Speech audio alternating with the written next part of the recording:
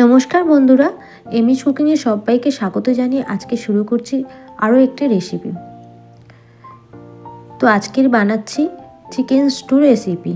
এটা বাচ্চা থেকে বড় সবাই খেতে পারবে, আর চিকেন স্টু খাওয়া স্বাস্থ্যের জন্য খুবই উপকার। তো আজকে দেখে নেওয়া যাক রান্না। তো প্রথমে একটা কড়াই নিলাম, তার মধ্যে আমি চিকেন স্টু করার জন্য বাটার দিয়ে দিয়েছি। আর এই রান্নাটা বাটার দিয়েই ভালো হয়, যেহেতু আমার বাড়ির বাচ্চারা এই চিকেন স্টুটা খাবে, তাই আমি একেবারে বাটার দিয়ে আমি চিকেন স্টুটা বানিয়ে নেব। আপনারা পারলে বাটার দিয়েই বানিয়ে নেবেন, অথবা যে কোনো সরিষার তেল বা সাদা তেলেও বানিয়ে নেওয়া যায়, তবে বাটার দিলে স্মেলটা খুবই ভালো আসে আর তরকারি টেস্টও খুব সুন্দর হয়। তো বাটারটা আমি গরম কড়াইয়ের মধ্যে দিয়ে দেব। তারপরে বাটারটা যখন মেল্ট হয়ে যাবে, আমি দিয়ে দেব চিকেনটা কড়াইয়ের মধ্যে আমি দিয়ে একটুখানি বাটারের উপরে ভালোভাবে উল্টে পাল্টে কষিয়ে নেব। এখানে আপনারা চিকেনটাকে ম্যারিনেটও করতে পারেন, তবে আমার চিকেনটা খুব বেশি ছিল না, তাই জন্য আমি চিকেনটাকে নিয়ে কড়াইয়ের মধ্যে নুন তারপরে হলুদ দিয়ে ভালো করে নেড়ে চেড়ে ভাজা ভাজা মতো করে নিচ্ছি চিকেনটা।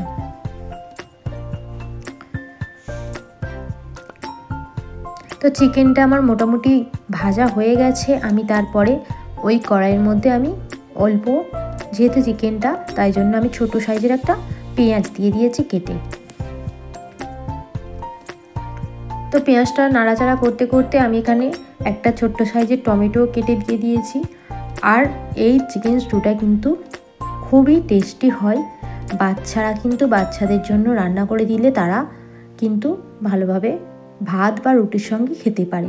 এই চিকেন স্টুটা ব্রেডের সঙ্গেও খেতে কিন্তু খুবই ভালো লাগে। তো আমি এবারে ভালোভাবে কষিয়ে নিচ্ছি। চিকেনটা বেশ অনেকক্ষণ ধরেই কষানো, আপনারা ঢেকে ঢেকেও কষাতে পারেন। তারপরে চিকেন স্টুর জন্য আমি এখানে নিয়েছিলাম গাজর, পেঁপে আর বিনস আর আলু নিয়েছিলাম। তো আপনারা ঘরে যা সবজি থাকবে মোটামুটি দিয়ে দিতে পারেন। তো আমি ঢেকে ঢেকে একটুখানি ভালো করে কষিয়ে নিচ্ছিলাম। আর চিকেন স্টুতে কিন্তু মশলাটা খুবই অল্প পরিমাণে লাগে, তাই জন্য খুবই একটা হেলদি রেসিপি। তো আমি এখানে রসুন বাটা 1 টিস্পুন মতো দিলাম, আদা বাটাও দিলাম 1 টিস্পুনেরও কম দিয়েছি। তারপরে আমি এখানে হলুদ দিয়ে ভালোভাবে নেড়ে চেড়ে জিরে গুঁড়ো একটুখানি ভাজা করে জল দিলাম, যতটা পরিমাণ কষিয়ে নিলাম। ভাজা মশলাটার মধ্যে একটু গরম মশলা ছিল, আর এখানে লঙ্কার গুঁড়ো আমি দিয়েছি অল্প পরিমাণে। আপনারা চাইলে কিন্তু স্কিপও করতে পারেন, আবার কাঁচা লঙ্কাও আপনারা দিতে পারেন। আর সামান্য জল দিয়ে কিন্তু চিকেন আর সবজিগুলোকে কষিয়ে নিচ্ছি। কিন্তু আমি এটা ঢেকে ঢেকে অনেকবারই কষিয়েছি। আর এখানে আমি গরম জলটাই ইউজ করব।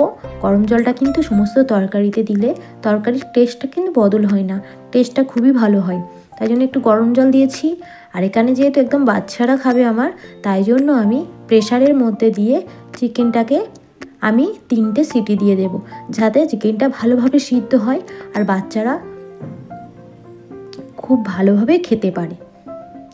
আপনারা এখানে 4-5 বছরের বাচ্চাকেও কিন্তু এই চিকেন স্টুটা বানিয়ে লাঞ্চে পরিবেশন করতে পারেন আপনারা। তো এখানে 3টে সিটি দেওয়ার জন্য আমি অপেক্ষা করছি।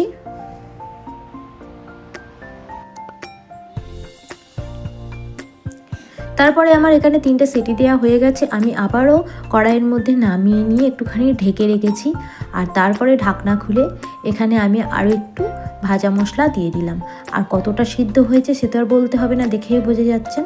তবে আমার এই চিকেন স্টুটা কেমন হলো, আর আপনারা কিন্তু অবশ্যই বাড়িতে এরকমভাবে বানাবেন আর বাচ্চাদের বা বড়দের পরিবেশন করবেন, আর অসাধারণ লাগবে।